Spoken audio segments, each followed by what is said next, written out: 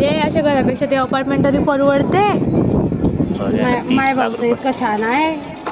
माझ्या भाऊचं row house तिकडचं Siddhivinayak park मधलं इतकं सुंदर रो हाऊस आहे ना. हो माझ्या सका मामाच्या शिरपूर गोळा फिर बाबा नाही का तर तिथं समोर रो हाऊस तिकडे तिकडे घर तिकडे जमीन चांगली आहे. अरे एवढे भारी घर आहे ना.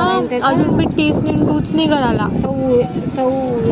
अरे काकू येते ना वरती पण बांधतात मामानी घर. केवढं मोठं घर आहे. बांधकाम बी बरोबर नाही घेत आणि पाणी बी बरोबर देत मला विटा कशी उभे करा पाहता ना विचार करा तुम्ही.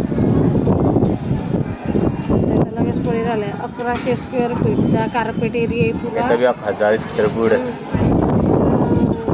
एवढं बारीक नाही पण आपल्या का ग मम्मी एवढं बारीक नाही मामाचं घर. ह्या भिंती पण खूप मोठ्या मोठ्या आहे.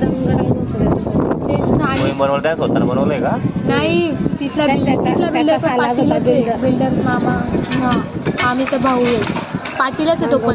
बोंडे का पाटील काहीतरी कपाटे कुठेतरी नाही कुठेतरी वाजलं.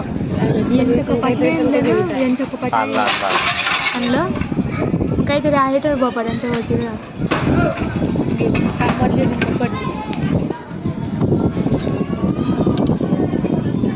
झालं कस का मला ते समजत नाही यार. कस का पडताय यार ते बस कालवारे गौड म्हणजे रात्रीपर्यंत हे होतं मस्त. त्याला शिबाचा आहे की त्या घराचा नाही गेली ते तर मस्त पैत बहिणी आज मस्त साडी बिडी घालून चाललंय गेल्या. अरे तिचा भाऊ जाणार आहे ना 5 वाजता. आता हा 5 वाजता भाऊ जाणार. काही गेला तर भाऊ तो बोलत होते ना.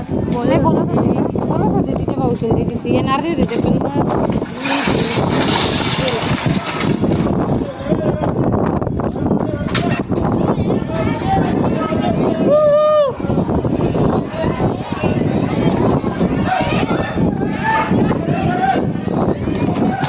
बोलून मी त्या घरापेक्षा आधी हे घर पर्यंत आहे.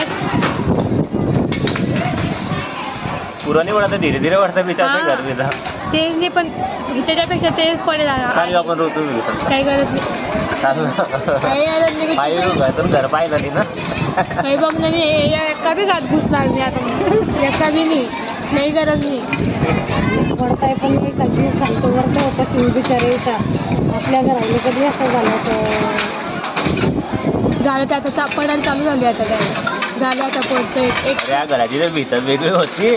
ह्या घराची भीतर वेगळी होती. गेलं